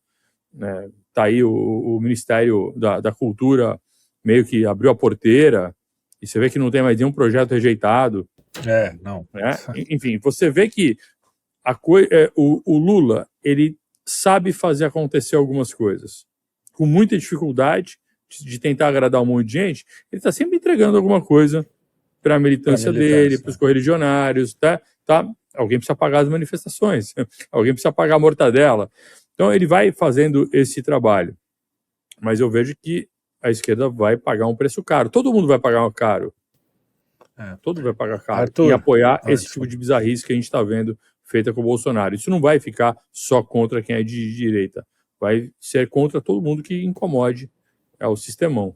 Quem já viu a história sabe que esses jogos viram, né?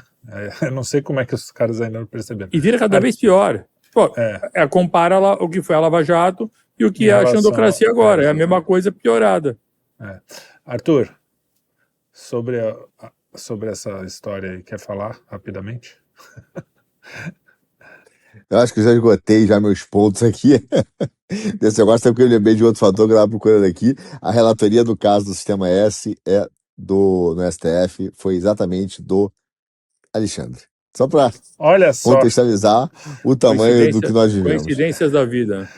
Bom, então o Bolsonaro continua preso, continua até hoje. Eu acho que ele ainda não foi operado, né? Acho que não liberaram, pelo menos quando eu tinha visto. Enfim.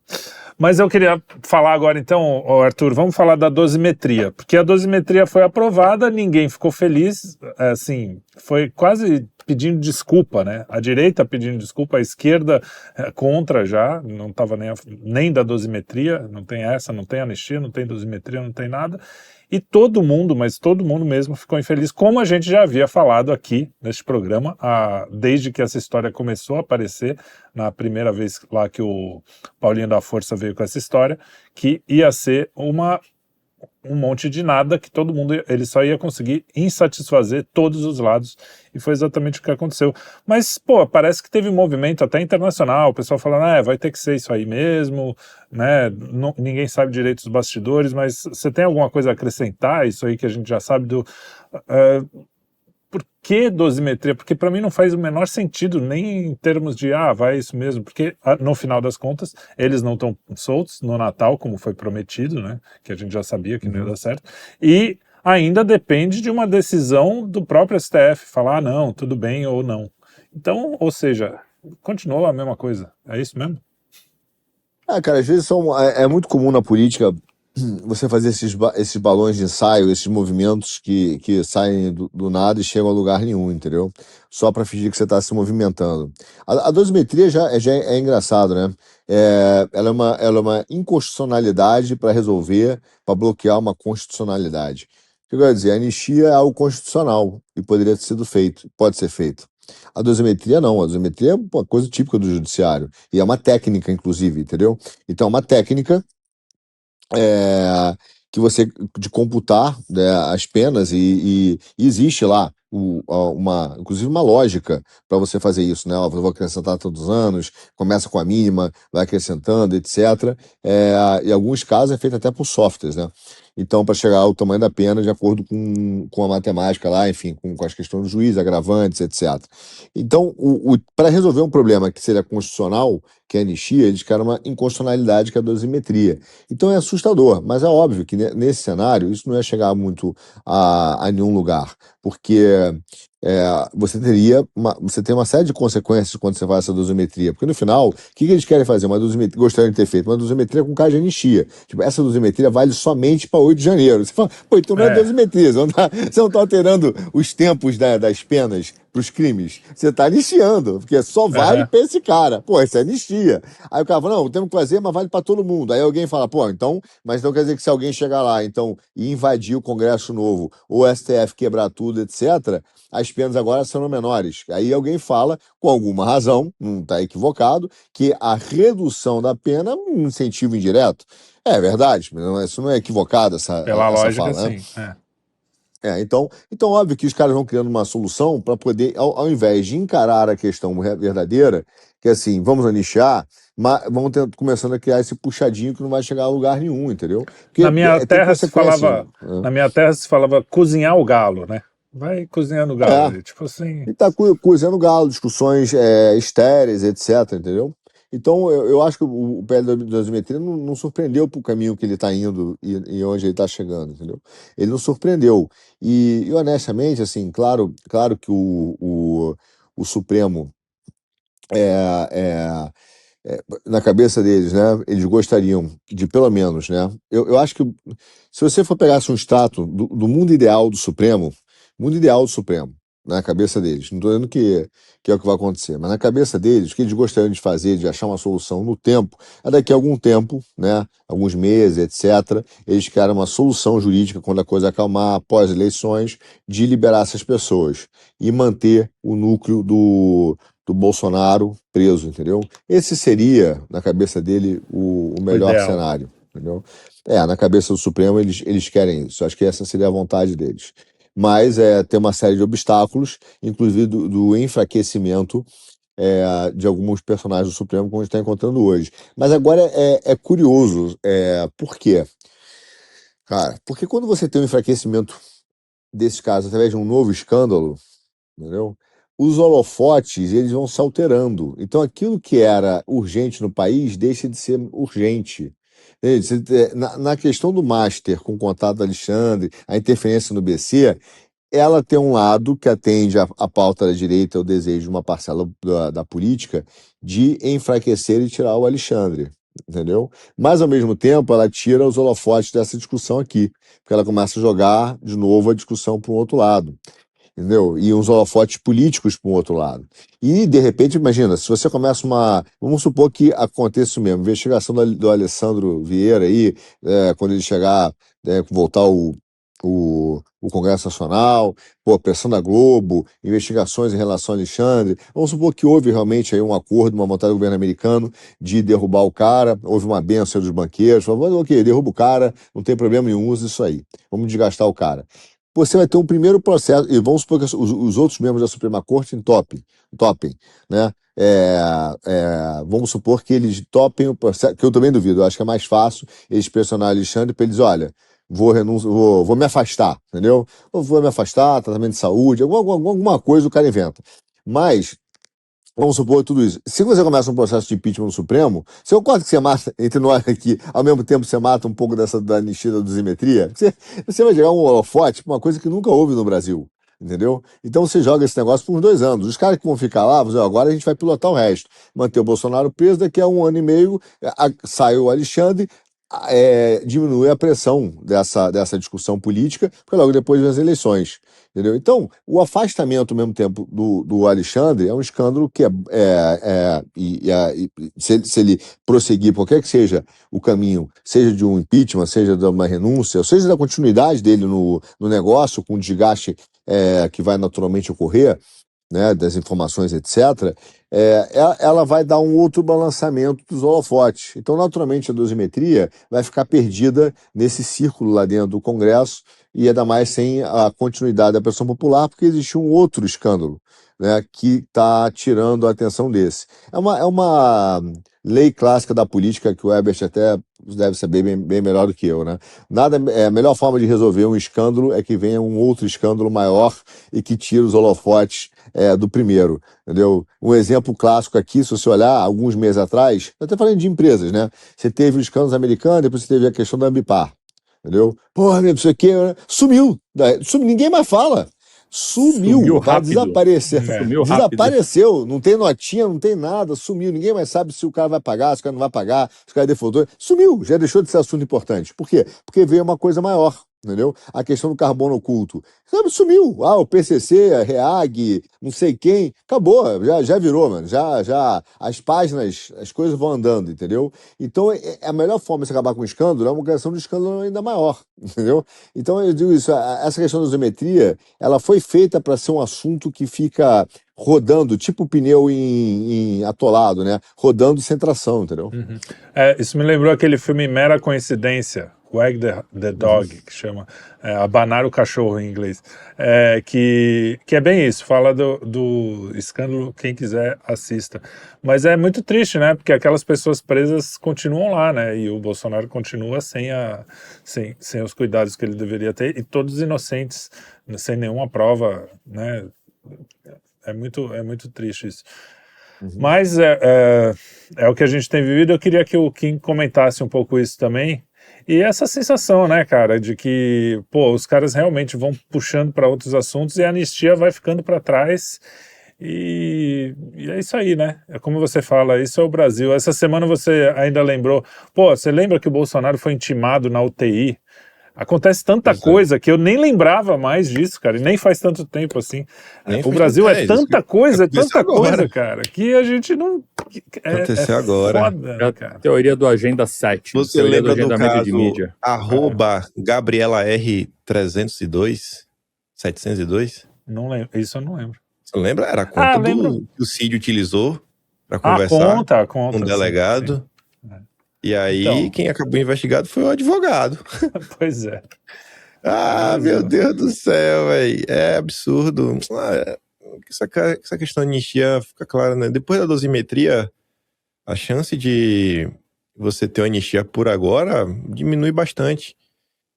Eu até tinha comentado na live falando com o pessoal lá no meu outro canal. Eu falei, bicho, eu não sei se em dia útil era dias corridos. Mas eu falei, tem cara aí que o Lula, se puder, vai vetar o projeto no dia 8 de janeiro.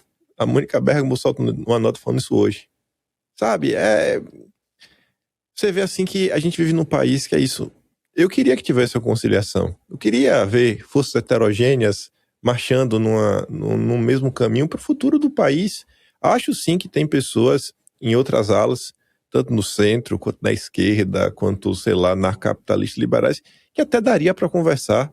Mas Tem. você tem assim, uma massa de pessoas no Brasil hoje, que todas elas defendem uma mesma coisa, independente do espectro político, que é o quê? É perseguição. As pessoas que defendem a perseguição, que essas pessoas não tem como você realmente dialogar com elas, caminhar com elas, porque qualquer coisa contra seus adversários vale. Eu não consigo compreender, sabe, você viver no mundo que você condenou aquelas pessoas 17 anos de cadeia. Pega a Débora do Batom, caso mais famoso de todos. A dona Iraci. Totalmente inviável. E você vê que isso foi feito, que é para poder dar base, né, criar um alicerce, para poder depois condenar Bolsonaro a 27 anos. Porque se essas pessoas fossem enquadradas como vandalismo e não como golpe de Estado, como é que você depois ia criminalizar Bolsonaro e outros por golpe de Estado? Então, eu não consigo, realmente difícil para mim entender as motivações. Às vezes, pode parecer, não é loucura não, às vezes eu realmente me pego pensando assim, né, minha lógica. Cara, eu não acho que quando você morre e sai pro céu, você fica lá sem fazer nada, sabe, assistindo TV. Tem que ter uma coisa assim mais legal pra fazer, não fica meio chato. Assim também como eu acho que o cara, sei lá, o cara morreu, vai pro inferno, o cara não fica lá tomando espetada do capeta o tempo todo. Aí eu fico pensando, né, cara, se a gente tentar traçar um paralelo assim pro mundo que a gente vive, assim, pegar aqui a Austrália que eu vivo, né, que tem na cabeça das pessoas, poxa, é um país mais igualitário, menos violência, mais arrumado, todo mundo tem uma casa, todo mundo ganha um pouco melhor. Mas, exatamente porque todo mundo ganha um pouco melhor, você não tem acesso a alguns serviços que você meio que está explorando o outro, né? Como, por exemplo, aqui você não vai achar casos de escravidão. Pode ser que tenha outro, mas não é normal. Já você vai num país tipo Coreia do Norte, eu acho que tem gente lá que vive numa espécie de regime de escravidão, né? Ouse aí desacatar o interesse do líder supremo. Aí eu fico pensando nisso, né? Pô, na Coreia do Norte é ruim, se você tá na base. Mas para quem tá no topo, você tem até escravo. Na Austrália é bom. Mas até pra quem tá no topo, você não vai ter alguém te servindo 7 dias por semana, né? É isso aí. Tem um mordomo. Então eu fico nessa lógica assim, falou, cara, não é maluquice não, eu realmente me pergunto, será que essa turma realmente não tem assim uma visão maligna de que, poxa, se eu for pro inferno e eu for muito mal, eu posso ser tipo assim uma espécie de general do Satanás? eu falo sério, eu não tô falando isso de pira não, eu tenho essa pra dentro de mim, porque eu não consigo acreditar que o inferno é só o diabo. Porque assim, sei lá, tem o Satanás, tem os demôniozinhos ali, os capetos, os generais do inferno. Eu falei, pô, às vezes o cara tá trabalhando pra ser isso. Às vezes é a pira do cara. Sabe por quê? Nessa Se parte é pra ir de pro religião, inferno, que eu seja alguém grande lá. Né? Verdade, tem muita notícia estranha no Brasil, né? Assim como os santos querem ser grandes para chegar a ser os maiores. Pois exato, sabe? Tem Deus lá, tem Jesus, mas tem os santos também. Fala assim, não, pô, tentar ali me aproximar, se mais um santo, deve ter alguma pira legal nessa parada. Então você vê, isso não só no Brasil, como outros países no mundo também, você vê que sempre tem algumas mutretas aí, né? Os caras ruins mesmo, né? O cara mal. Uns coisas assim meio satanistas, ritualistas, parece que é meio estranho, né? Então eu fico, porque eu realmente, em termos lógicos, não tem lógica, sabe? Assim, cara, qual a lógica de você fazer isso com a vida das pessoas? Porque eu acho que todo mundo tem consciência. Dizem, não, os psicopatas não têm... Não sei, eu nunca tive na cabeça deles. Mas eu acho que, bicho, como é que a pessoa dorme de noite, sabe? Como é que você entra assim num lugar de letargia que Tô nem aí, velho. Mesmo Tô quando nem eu aí. era ateu, eu pensava nisso que você falou. Eu falei, pô, se todo mundo fizer mais ou menos certo, pelo menos ninguém se fode muito, né? Fica todo mundo meio no meio, que nem você falou da Austrália. E, não tem escravo, mas também ninguém se ferra muito. Mas se você tenta fazer o mal, se você não ganhar, você vai ser o escravo, né? Porque você pode perder também nessa briga Pois aí, é. que você tá pelo poder ou por tudo. Sim, Então é melhor todo mundo ficar mais ou menos aí que não tá.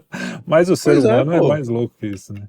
E aí depois eu me converti, eu entendi por que a gente tem essa coisa dentro do nosso coração. Mas é difícil quando você, sei Ah, lá, também não mudam. consigo, eu não consigo me colocar no lugar de um cara que faz um negócio desse com a mãe de 3 filhos, ou com uma senhora que anda de andador e consegue viver normal. Você vê que Pois mudam os é. regimes de escravidão, né? No passado, você tinha a escravidão por dívida, por derrota em guerra e etc. E agora a gente vai tendo também ainda um tipo de escravidão por dívida. É só você fazer um empréstimo bacana no banco, dividir no máximo de parcelas. Que você E aí vai ficar escravo para sempre, né? você monta na bicicletinha e vai ficar o resto da vida pedalando, né? E tá cada vez mais fácil dos bancos tomarem as coisas que você tem. Que, aliás, um dos grandes sucessos do governo Lula foi a lei de alienação fiduciária, logo lá no seu primeiro ano de mandato. Facilitou os bancos tomarem a casa das pessoas se atrasasse um mês ou dois de financiamento. E isso que fez o mercado da construção civil bombar no começo do governo dele. Então, um governo que fala que é do povo, ele parece que ajuda mais os bancos do que o povo. Vai ver que por isso muito banqueiro gosta mais do Lula do que de outros políticos. Agora, essa questão do inferno e de ser alguém importante ou coisa parecida, o fato é que muitas pessoas já fazem a obra do capeta aqui mesmo, né? E se para a pessoa ser santa, ela precisa crescer, mas sobretudo crescer em humildade e aguentar os sofrimentos com uma certa resignação e oferecer esses sofrimentos a Cristo, ou seja, juntar a sua cruz à cruz de Cristo, aqueles que não querem aturar nenhum sofrimento, querem estar sempre por cima, nem que ao custo de fazer mal aos outros, já vão também se unindo ao capeta desde já, né? Então a gente já vê a obra maligna acontecendo com essas prisões, com tantas coisas que a gente está assistindo e que não orgulham ninguém. E que acho que chegando aí perto do fim do programa, acho que é um bom assunto para a gente falar do Natal. Muita gente já está assistindo isso ainda para a ceia, né? Então talvez tenha reflexões importantes para esse momento, para a gente se Pois é. preparar para 2026, né? É isso aí. Busquem o céu, Arthur, gente. busquem o céu, isso aí. Arthur, você que é também dessa turma, da turma dos cristãos. Não da turma Ok. dos capetas. Assim, né? Que turma. Tá porque preocupado agora. Você tá com esse fundo meio ocre aí, parece. Porque eu tô no hotel aqui. Não, mas Olha só. dá a sua mensagem. Aliás, vamos terminar assim, vai, para terminar num astral um Sim. pouco melhor. Mensagem de Não, Natal eu vou aí dos três, rapidamente. Eu vou levantar, mas antes de terminar a mensagem de Natal, eu queria botar um ponto que o Ebert falou dos bancos. Então, só para alertar um negócio que está acontecendo no Brasil que é curioso. Você sabe quantos municípios existem no Brasil? São 5.570 municípios que existem no Brasil. Quantos que tem agência bancária? Você sabe? Então, o que acontece é que os bancos não estão em todos os municípios do Brasil. Então, para um evento grande de controle e digitalização das moedas, entendeu? Os bancos precisam estar em todos os municípios do Brasil, alcançar todos os municípios do Brasil, isso não é uma coisa nova. Agora eu te pergunto, e eu tenho curiosidade, eu sempre quis, eu sempre falo que as pessoas não conhecem o Brasil, e eu sempre às vezes chamo para o debate, porque eu sei que os caras não conhecem o Brasil, e não conhecem o sistema bancário, eu tenho ideia do que eles falam, quando falam de sistema de corrupção, bancos, etc. Como é que um cara que mora numa cidade que não tem banco, não tem agência bancária, onde ele paga a conta dele? Né? Onde ele paga a conta dele? Então, ele paga normalmente numa coisa chamada Correios. Tanto que o Correios tinha o famoso Banco Postal, que ele fez várias vezes um acordo com o Bradesco durante muito tempo, depois com o Banco do Brasil. Então, as pessoas vão lá fazer pagamento de conta, etc., depósito, recebe o salário, retira dinheiro, enfim, é uma única empresa que tem presença em todos os municípios do Brasil, são os Correios. Não existe nenhuma outra empresa que tem essa dimensão no Brasil. E ela tem um valor extremamente importante, não é pelo seu momento de entrega e logística, que também é verdade, entendeu? Também é verdade. É óbvio, por exemplo, você pega nos Estados Unidos, os Correios nos Estados Unidos, eles participam ativamente das questões de segurança nacional. E, por exemplo, em caso, como nós tivemos, de pandemias e distribuição de vacinas, os únicos casos que conseguem atingir toda a cobertura nacional são os Correios. Não estou dizendo que é uma empresa eficiente, não sou um grande defensor, nada disso, estou contando o que tem por trás dessas questões. Então, o que acontece? Você viu que o governo Lula é amigo dos bancos. O principal, cara, que sempre levantou a bola de privatização dos Correios, sempre foram os bancos. Os bancos sempre tiveram interesse direto na privatização dos Correios. Por isso, não por menos, desde 2002, na verdade, existe sempre o escândalo do Postales, né? A Postales está sempre ouvindo grandes escândalos, porque eu sempre disse para vocês que se você for estudar de verdade o sistema financeiro brasileiro, você vai ver que existe um controle, um monopólio direto sobre o dinheiro dos pensionistas, metade do governo, uma famosa repressão econômica, que ela exige que 50% de todo esse dinheiro vá para financiar a dívida pública. Então, quanto mais esses caras poupam, maior é o endividamento do Estado, que é obrigatório, então o cara tem que comprar. E, então, é uma apropriação em débito, já dizia o Delfim Neto, já falava isso. E o outro, a outra questão, é que é concentrado nos grandes bancos. Entendeu? Então, só os grandes bancos têm acesso a isso. O que acontece hoje no Brasil é que, com essa crise dos Correios, que não foi crise nenhuma, na verdade foi uma gastança, um endividamento brutal, não tem dinheiro, o Lula agora começou os bancos a emprestar dinheiro para os Correios. O Lula começou a emprestar dinheiro para os Correios, que vai ser impagável. Quem está financiando esse déficit vai ser os Correios, vai ser os bancos. Você tem dúvida que depois de tantas tentativas frustradas de privatização do Correio, o que vai acontecer, um grande default e uma troca no futuro de dívida, dessa dívida que vai estar correndo aí 15, 14, 17% ao ano, e vai ser uma transformação da dívida em participação e privatização indireta, depois privatização total, e você vai ver que eles vão utilizar isso para fazer agências postais no Brasil inteiro, para poder os bancos finalmente ter acesso a todos os municípios brasileiros, e aí sim acabar com a moeda, o papel moeda, e implementar a digitalização, entendeu? Porque, imagina, você não consegue digitalizar num lugar em que o cara tá lá no Afuá. Por exemplo, onde eu fui no Afuá, né? Os caras que não conhecem o Brasil, entrem, é na Ilha de Marajó, é no Pará, mas você tem que chegar pela Ilha de Marajó. Então, você vai ver que lá só tem o Banco do Brasil, não tem outra, entendeu? E em alguns lugares nem Banco do Brasil tem, porque a agência não se paga, não paga aquele custo de investimento. Estou te contando o que realmente acontece no Brasil, acho que achei importante, e como vai ficar gravado aqui, daqui a alguns anos, alguém vai dizer lá, os caras disseram essa parada, aconteceu, entendeu? Porque o grande interesse por trás dos Correios é esse. E é brutal, tanto que se você for olhar o valor da época de não privatização, né, de cessão que os Correios faziam com o Banco Postal, arrecadavam bilhões e bilhões de reais para fazer com que o Bradesco ou o Banco do Brasil administrasse essas agências postais do Correios como representantes bancários, né? Correspondentes bancários, que é o nome técnico, correspondentes bancários que atingem o Brasil como um todo. Mas dito isso, feito meu parênteses aí do Lula, pouquinho aí botar nos seus dossiês e quem sabe esses grandes especialistas do Brasil que nos criticam possam responder à altura sobre o que acontece no Brasil, ao invés de ficar falando platitude na internet, sem conhecer sequer o Brasil real. Eu digo que já que estamos aqui no dia de Natal, entendeu? Eu volto a dizer que hoje é o dia que nos dá a razão realmente para a verdadeira, e eu também falar uma platitude, mas é real, esperança. E principalmente para a gente ter uma paciência cristã. A paciência cristã é a sua definição de paciência cristã. Que a paciência cristã não é resignação. A paciência cristã não é dizer, tudo bem, estamos amassados mesmo, assim é a vida, né? A paciência cristã é a certeza, é botar o olhar na certeza, entendeu? No futuro, na certeza da vinda de Cristo, que irá corrigir sobre todas as coisas.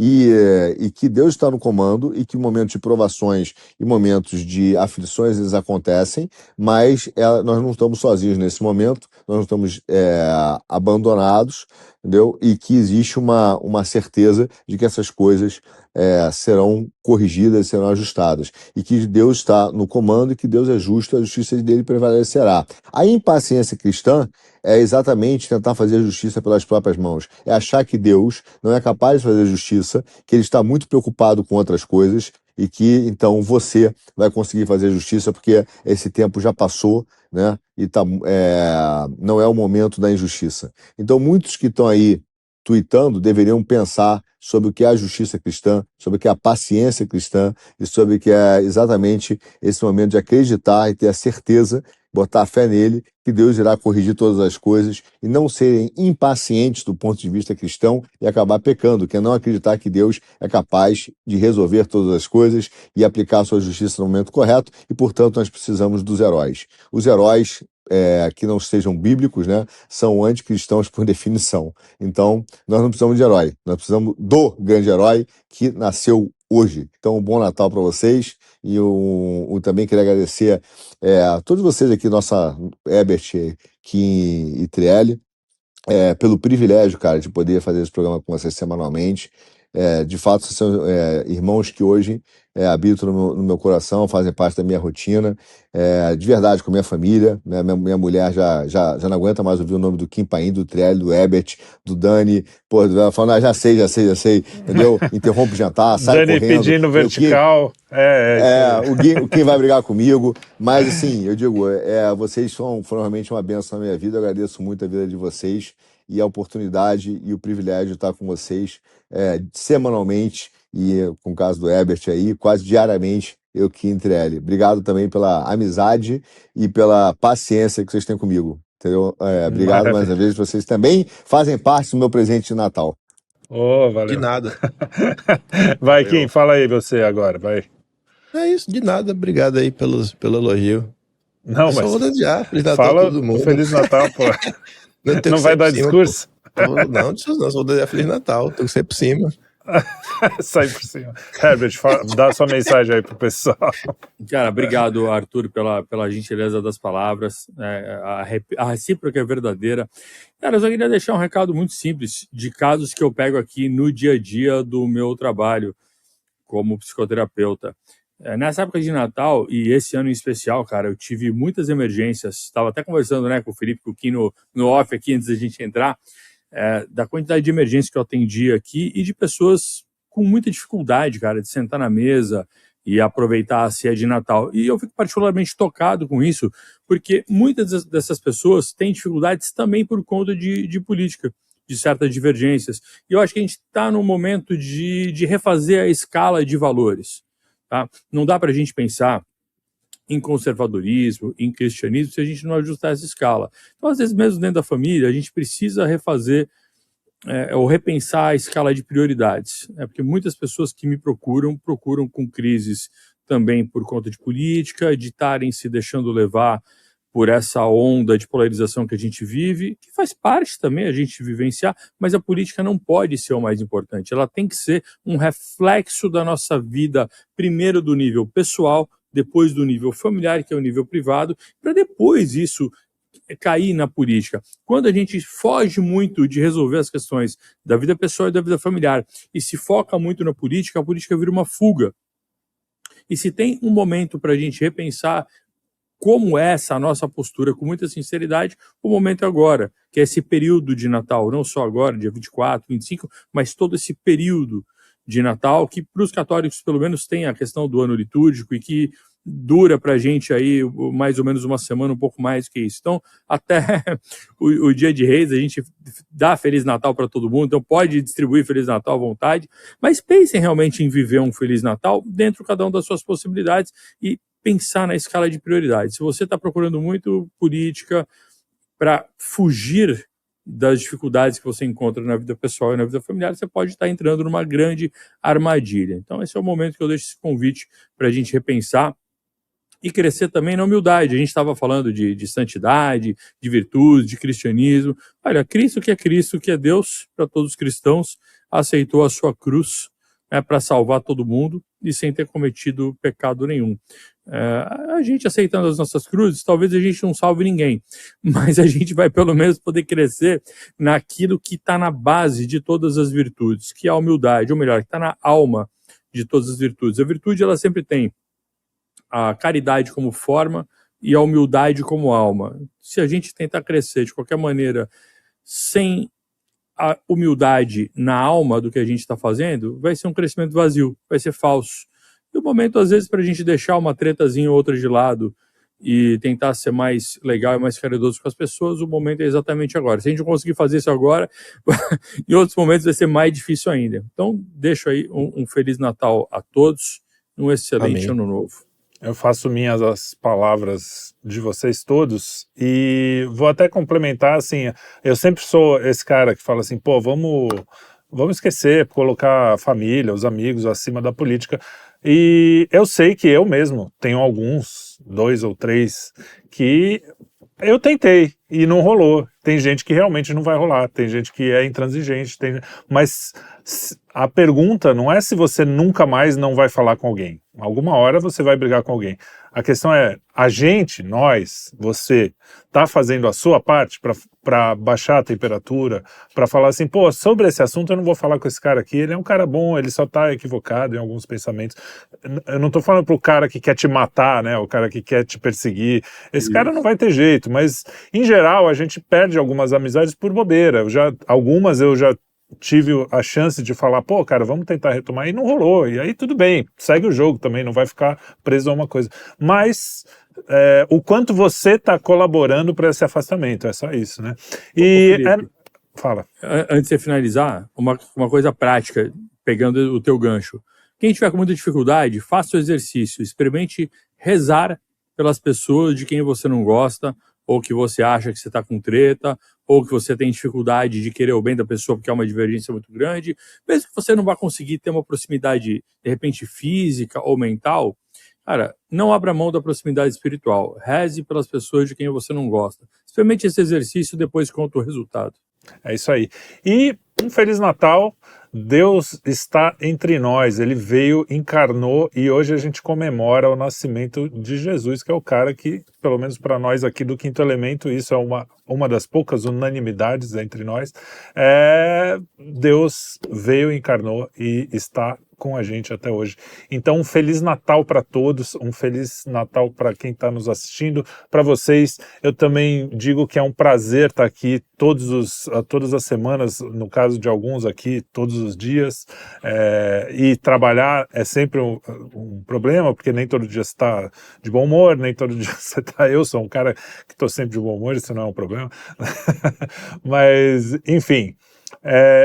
eu queria agradecer por esse ano, a gente ainda vai ter programação todos os dias até lá, mas o Natal é sempre bom a gente lembrar. Muito obrigado a todos, obrigado pela companhia e até o próximo Puxando Fio. Tchau, tchau.